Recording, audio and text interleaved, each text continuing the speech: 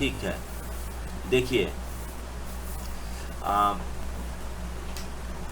इसको हम लोग कर रहे थे ना, इसको okay 19, 20, 22 okay, L1, L2, L3 बन गया। अब सिंपली आप एक डिक्शनरी बना लीजिए, डिक्शनरी में की ये हो जाएगा, वैल्यू हो जाएगा L1, ठीक है ना, B वैल्यू आपका हो गया L2, कामा C वैल्यू हो गया L3, ठीक है, L3 ओके। डेटा फ्रेम बना लीजिए, data frame equal to PD dot data frame और वो D पास कर दीजिए। इंडेक्स बाय डिफ़ॉल्ट 0, 1, 2 होता ही है, तो नॉट रिक्वायर्ड एट ऑल। अगर कुछ अलग होता तो हम लिखते। ये डेटा फ्रेम आपका बन गया, हेलो। तो ये डेटा फ्रेम बनाना आपको आना चाहिए कि कैसे डेटा फ्रेम बनाएं, क्योंकि क्वेश्चन में तो दे दिया, आपको प्रैक्टिकली वेरीफाई करना होगा, तो डेटा फ्रेम बनाना आना चाहिए। लिखिए इसको DF C, अच्छा np.nan दिया है ना, तो हमें करना पड़ेगा import numpy एज np, क्योंकि वो numpy का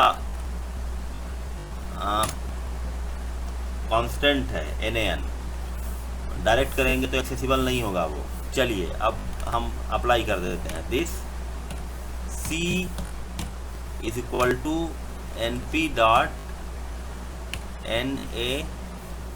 nan ओके।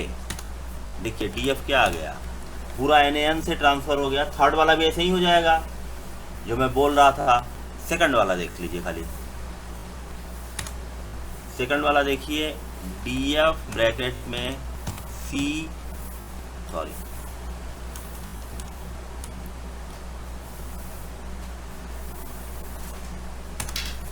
चलिए ये तो ठीक है, C यहाँ पे वैल्यू है 2,5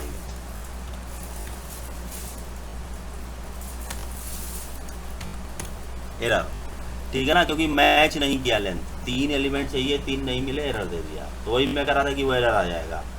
बाकी वहाँ एग्जैक्ट दे देगा, लेकिन यहाँ पर एरर दे देगा।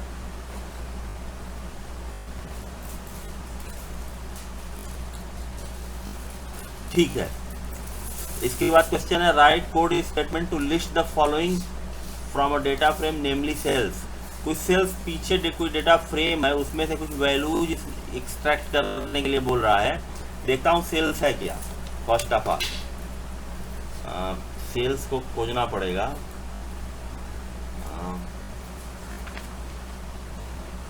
इसको कम से कम एक रेफर करना चाहिए था कि इस पेज पर सेल्स है, यहाँ है, लेकिन उसने कुछ नहीं किया है, जस्ट दे दिया है। देखो सेल्स है कहाँ। क्वेश्चन है आउटपुट वाला, उसको देख लेते हैं एक बार।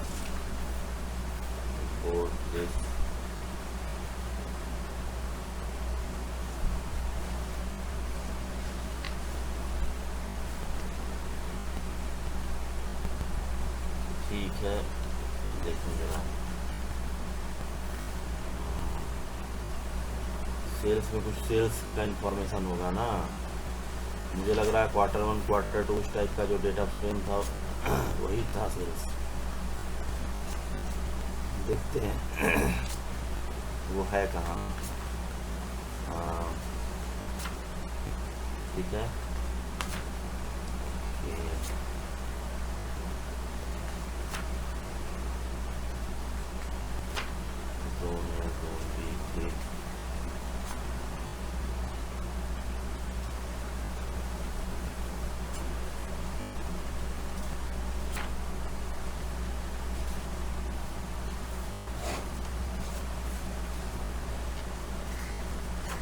तो मुझे दिख नहीं रहा है भाई सेल्स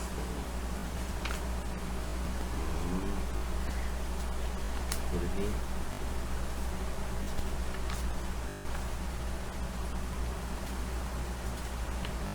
सेल्स को डेटा फ्रेम है, उसके रिगार्डिंग ये बात कर रहा था। तो पहले सेल्स देखते हैं कहाँ है सेल्स।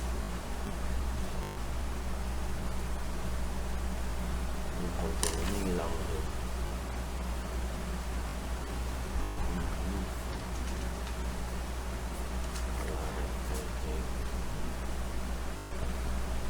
ओके, सेल्स डीएफ एक मिला। सेल्स डीएफ की बात कर रहा है कि सेल्स की बात कर रहा है? अच्छा, डेटा फ्रेम नेमली सेल्स की बात कर रहा है, सेल्स डीएफ नहीं। देखिए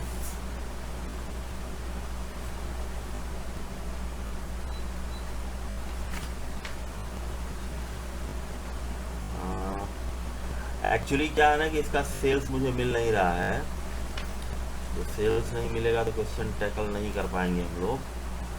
इसको देखिएगा, अगर सेल्स मिलेगा तो बाद में सर्च करिएगा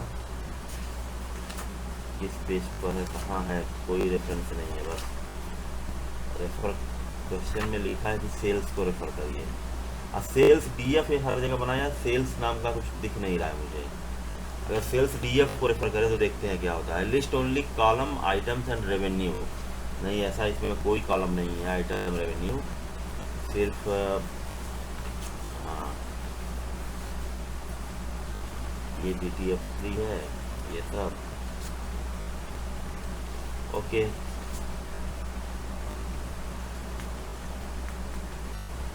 DF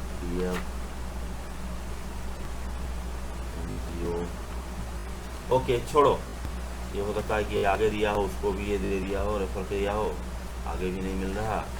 ठीक है, छोड़िए उसको। वो भी आउटपुट टाइप का क्वेश्चन है, सेल्स की बात कर रहा है, उसके बाद output list only columns item and revenue, तो वो हो जाएगा आपका। पर्टिकुलर कॉलम को कैसे हम एक्सेस कर पाते हैं? अगर हम इसी की बात कर रहे हैं, सपोज करिए हमने डेटा फ्रेम जो ऊपर बनाया हुआ है, क्या नाम है इसका? देखिए डीएफ की बात करें, हाँ डीएफ की बात करें अगर,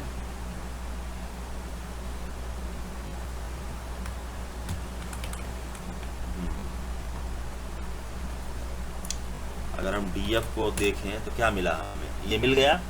इसका एक पर्टिकुलर ए और सी देखना हो तो कैसे देखेंगे बोलो? ये उसी टाइप की बात कर रहा है, list only columns item and revenue. मान लीजिए ए का नाम आइटम है, सी रेवेन्यू है, तो पर्टिकुलर कॉलम देखना हो तो कैसे देखेंगे, कौन सा फंक्शन है?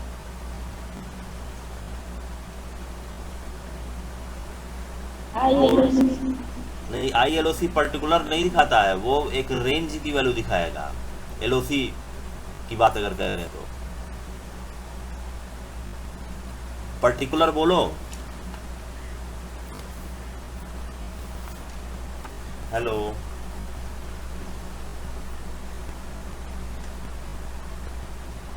बताइए।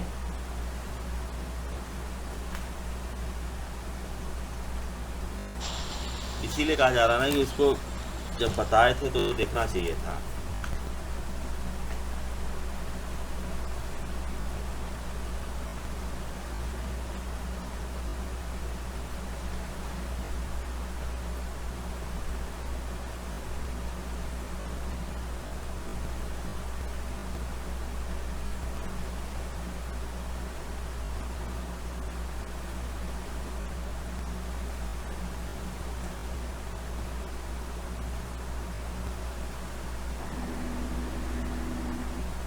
एक रेंज की वैल्यू अगर लेंगे तब LOC काम करेगा, लेकिन अगर रेंज की वैल्यू आप नहीं लेंगे तो LOC वोंट वर्क। हमें क्या करना पड़ेगा, पर्टिकुलर वैल्यू लेने के लिए कुछ मतलब कुछ इसको लिया उसको लिया, तो हमें क्या करना पड़ता है, बोलो भाई जल्दी।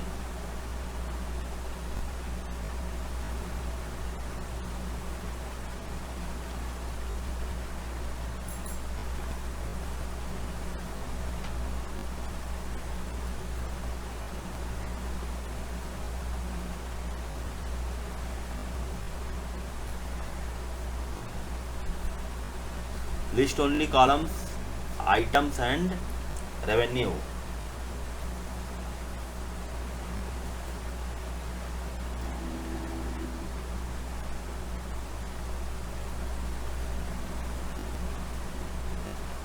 अच्छा, ये देखना पड़ेगा कि ड्रॉप फंक्शन होता है वो डिलीट करने के लिए होता है पर्टिकुलर, मतलब अगर हम रेंज में डिलीट करना चाहें, मतलब रेंज के अलावा डिलीट करना चाहें तो ड्रॉप का यूज होता है, लेकिन वो डिलीट के लिए होता है, डिस्प्ले के लिए नहीं होता है। वो ड्रॉप कर देगा, फिर फॉर एग्जांपल अगर ए और सी को ड्रॉप करना चाहें तो ड्रॉप फंक्शन का यूज है। आई थिंक वो लिस्ट अगर मिलता ना, अगर वो डेटा फ्रेम मिल जाता तब हमें पता चलता कि कौन कौन सा वैल्यू देखना है। फिलहाल डीएफ अगर हम करें, देखिए डीएफ हमने किया ए, ओके, और किया सी, लाइक वाइज एरर की वैल्यू सी क्या दे रहा है, ये सी ही तो है नाम इसका, हाँ, तो एरर ऐसे नहीं लेगा, ये वो रेंज में ही लेगा, जब भी लेगा वो रेंज होगा, ठीक है ना। ऐसे पर्टिकुलर हम करके नहीं कर सकते, इस टाइप की चीज़ें अलाउड नहीं है, यहाँ से यहाँ तक ये अलाउड नहीं है सर। वो एलओसी का यूज करना पड़ेगा, तो वो डेटा फ्रेम में आई थिंक वो दोनों साथ ही होंगे, ठीक है। तो छोड़ो, जब वो मिल नहीं रहा डेटा फ्रेम तो क्वेश्चन को अटेम्प्ट करना नहीं हो पाएगा।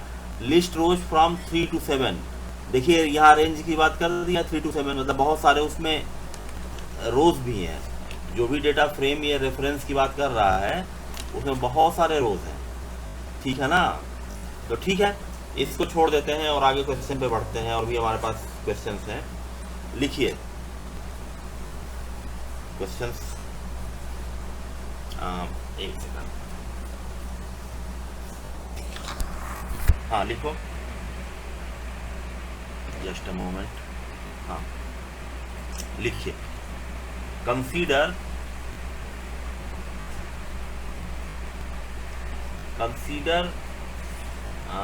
द सीरीज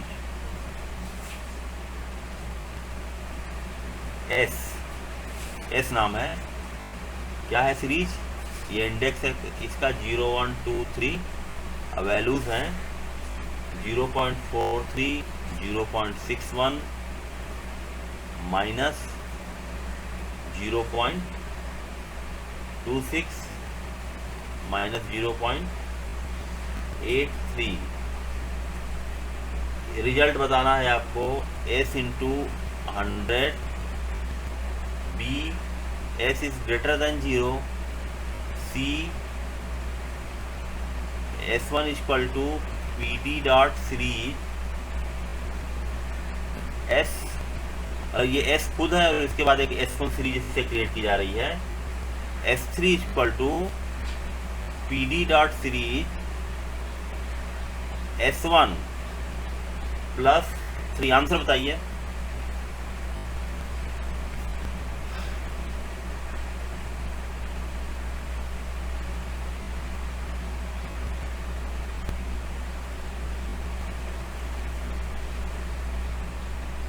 क्या आएगा। देखिए फर्स्ट केस में ये सिंपली 100 से मल्टीप्लाई हो जाएगा, ये स्केलर ऑपरेशन होता है ना इसमें, हेलो, डेटा फ्रेम हुआ, नम पाई हुआ, इन सब में स्केलर ऑपरेशन है। तो ये सीरीज क्या है, डेटा फ्रेम का एक ऑब्जेक्ट है, सॉरी पांडाज का एक ऑब्जेक्ट है। तो पांडाज के जितने ऑब्जेक्ट होते हैं उस पर जो ऑपरेशन होता है वो स्केलर होता है, सॉरी वेक्टर ऑपरेशन होता है। तो वेक्टर ऑपरेशन परफॉर्म होगा, लिस्ट पर वेक्टर ऑपरेशन परफॉर्म नहीं होता है। मेरी बात क्लियर है, हेलो। तो इसका आंसर सिंपली यहाँ पे 43 हो जाएगा, यहाँ 61 हो जाएगा, यहाँ पे -26 हो जाएगा, यहाँ पे 83 हो जाएगा। इसका आंसर क्या होगा, इसका आंसर जब लिखेंगे बी का आउटपुट आंसर लिखेंगे तो 0 1 2 3 ऐसे लिखेंगे, और यहाँ लिखेंगे ट्रू, यहाँ लिखेंगे ट्रू, यहाँ लिखेंगे फॉल्स, क्योंकि this value is less than 0, the condition is false.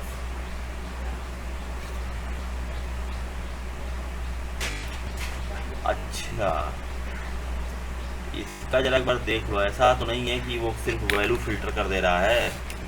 देख लो जरा से इसको रन करा के, हाँ इस सीरीज को बना लीजिए जरा सा। S is equal to what, S is equal to P D dot series बनाइए, सीरीज बनाइए 0.43 comma 0.61 comma minus 0.26 minus 0.26 comma minus 0.83। ठीक है, ओके, ठीक, ये बन गया हमारा, एस बन गया। ठीक है, एस हम देखेंगे तो ऐसा हमारे सामने आ जाएगा जैसा हमने बनाया था। तो एस इज ग्रेटर देन 0, तो दिस इज द आंसर। ठीक है ना, हाँ बोल, ट्रू ट्रू, फॉल्स फॉल्स।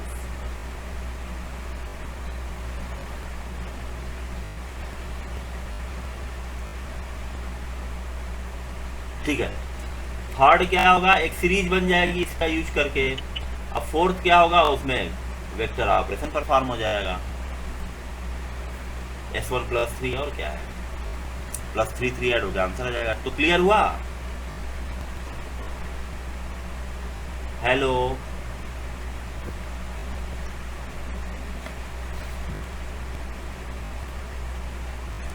ठीक,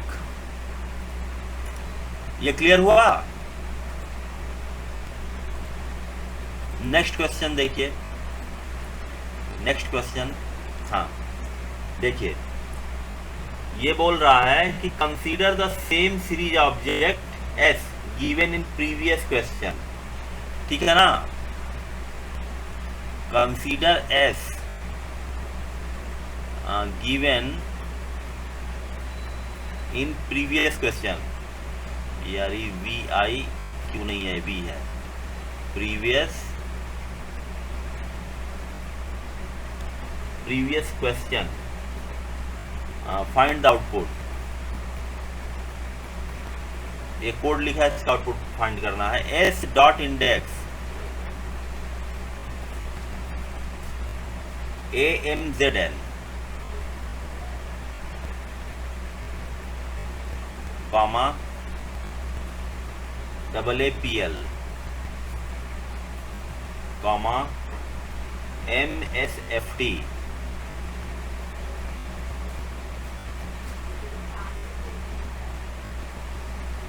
कामा GOOG।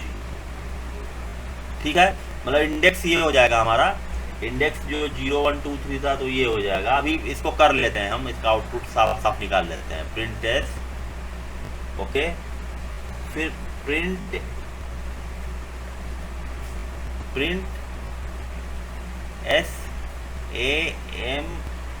SAMZN,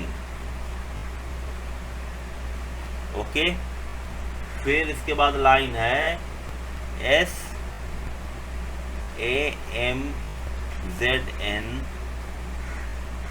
= 1.5, ओके, फिर लाइन है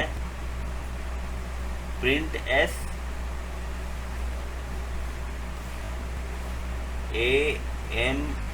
SAMZN, फाइनल है कि प्रिंट है।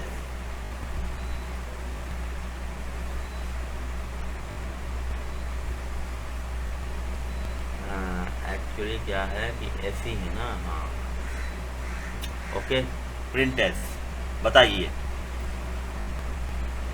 तो प्रिंट एस का मतलब है कि पुराना वाला जो हमारा है वो भी इंडेक्स आ जाएगा। तो हम लिख लेते हैं यहाँ पे AMZN AAPL MSFT इंडेक्स हो गया, और GOOG। इसके बाद इसकी वैल्यूज वही पुरानी रहेगी, 0.43, 0.61, देखिए -0.26 -0.83। क्लियर हुआ? ये फर्स्ट इसका आउटपुट है, ये जो लाइन है ना इसका आउटपुट ये आएगा, क्योंकि प्रीवियस जो हमारा सीरीज है उसको ये रेफर कर रहा है। इसके इंडेक्स की वैल्यू इसने चेंज कर दिया है, तो इंडेक्स की वैल्यू चेंज हो गई और हमारा ये आंसर हो गया। प्रिंट एस ब्रैकेट में AMZN, तो इस वाले का आंसर सिर्फ ये लाइन होगी बस। ओके, इसके बाद ये करा कि 1.5, तो इसको 1.5 का कर दिया, ये रिप्लेस हो जाएगा 0.43 1.5 से, तो इसका आंसर जो होगा ये हो जाएगा AMZN 1.5, और इसके बाद फिर प्रिंट एस कराएंगे तो ये 1.5 यहाँ हो जाएगा, बाकी सब ऐसे ठीक रहेंगे। ठीक है ना?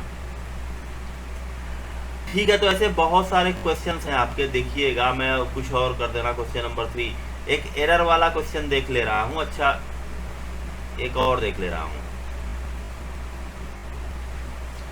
एक और क्वेश्चन है, देखिए, न्यू पेज में ले लेते हैं। हाँ, देखिए, फाइंड आउटपुट एस वही है जो पहले था, print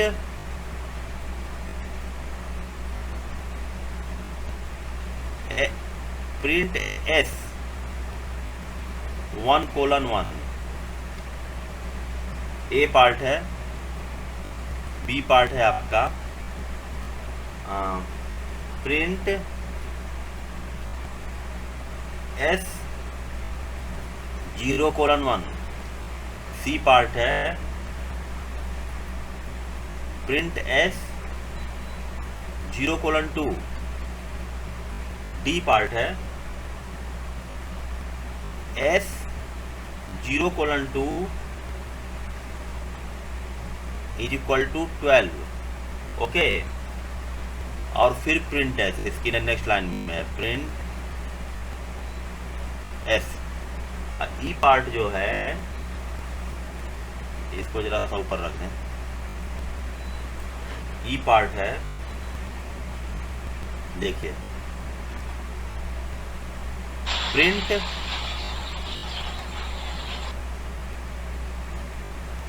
S dot index, print S dot values. बताओ इसका आंसर, बताइए क्या होगा इस वाले का। एस वही है हमारा, एस वही है, हम एस बता देते हैं आपको क्या है। ये है क्या, एस यही है हमारा, ठीक ना? ये वाला देख लीजिए ध्यान से, पुराना जो है, this is the S series, यही है 1:1, इसको ध्यान रखिएगा। ओके, हाँ,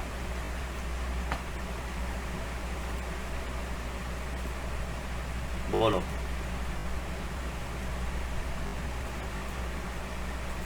बोलिए क्या होगा। 0.61।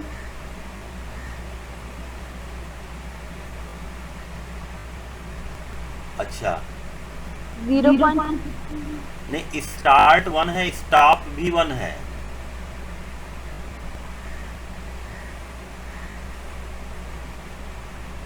स्टार्ट 1 है ना,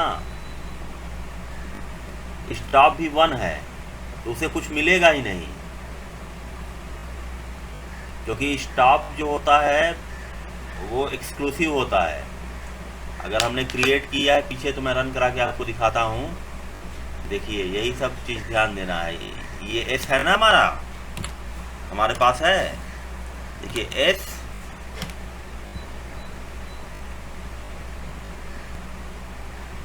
1:1 एम्प्टी सेट, ठीक है ना? स्टार्ट 1 है, स्टॉप 1 है, तो stop is not inclusive, this is exclusive. अगर 2 होता तब फर्स्ट वाला रो मिलता हमें, स्टार्ट 1 है, स्टॉप 2 है, तो स्टॉप इज एक्सक्लूसिव, तो 1 वाला दिखा देता, ठीक है ना? यहाँ पर क्या होगा, स्टार्ट 1 है, स्टॉप भी 1 है, तो इसलिए ये एम्प्टी सेट हो जाएगा। ठीक है, आप इसका आंसर लिखेंगे एम्प्टी सेट। मेरी बात क्लियर हुई? ओके, इसका आंसर बताइए आप सोच के। S0:1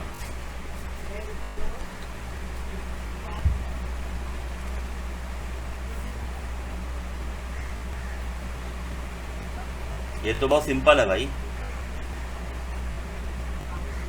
0.43 और 0.61। अरे एक ही आएगा ना 0.43, अभी नहीं समझी बात को। एक्चुअली ये स्टार्ट है 0 और ये स्टॉप है 1, तो जब जो स्टॉप होता है वो एक्सक्लूसिव होता है, वो इंक्लूड नहीं होता है, इसीलिए फर्स्ट वाले का आंसर एम्प्टी आ गया। इसमें सिर्फ 0 ही इंक्लूड होगा, क्योंकि जो स्टॉप है हमारा वो एक्सक्लूड हो जाएगा, 1 एक्सक्लूड हो जाएगा, तो 0 के बाद कुछ मिला ही नहीं इसको।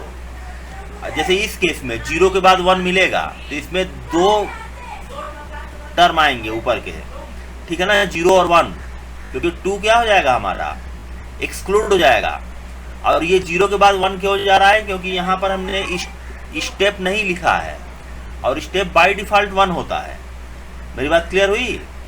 स्टेप बाय डिफ़ॉल्ट 1 होता है, तो वो 0 के बाद 1 ही होगा, 1 के बाद 2 ही होगा। तो जैसे 2 मिलेगा इस केस में, 0 के बाद 1, ओके, 1 के बाद 2, जैसे ही 2 मिला है वो एक्सक्लूड हो जाएगा। तो इसमें कौन कौन सा क्वालिफाई करेगा सीरीज का value, corresponding to S0 and S1, बस 2 वैल्यू ही क्वालिफाई करेगा।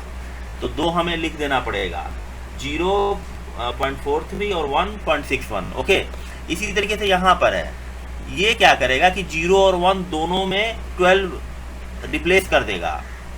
देखिए आप 0 और 1 में, इसको मैं रन करा के दिखा देता हूँ, 0 और 1 दोनों में करस्पॉन्डिंग 12 रिप्लेस हो जाएगा, और फिर इसका आंसर प्रिंट आ जाएगा। देखिए यहाँ पे, ओके, फॉर एग्जाम्पल देखिए S0:2 इज इक्वल टू 12, तो 0 और 1 दोनों 12 से रिप्लेस हो गए, हमारा ये आंसर हो गया। ठीक है ना? ओके, लास्ट क्या है, इंडेक्स। इंडेक्स का मतलब वही 0 1 2 3 आ जाएगा। वैल्यूज का मतलब जो वैल्यू है हमारी वो लिस्ट के फॉर्म में आ जाएगी 12। देख लीजिए S डॉट इंडेक्स, ये आ जाएगा, क्या दे रहा है, स्टार्ट 0 स्टॉप 4, वही है, मतलब 1 0 1 2 3 है, स्टेप 1। देखिए यहाँ पे इसने लिखा,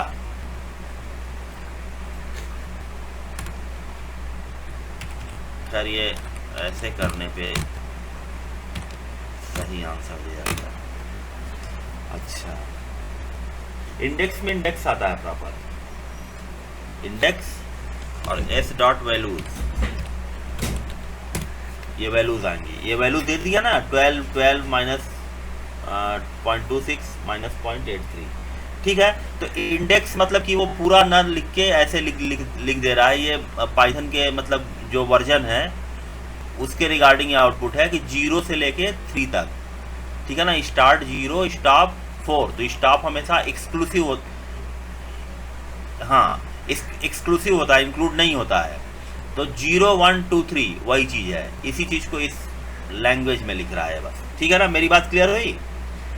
ओके, तो और क्वेश्चन आप लोग देखिएगा, पढ़िएगा, हम नेक्स्ट चैप्टर शुरू करेंगे। फिर नेक्स्ट चैप्टर आपका क्या है, अभी मैं शेयर कर दे रहा हूँ, ठीक है ना, नेक्स्ट चैप्टर जो भी है मैं शेयर कर दे रहा हूँ। ओके, ठीक है।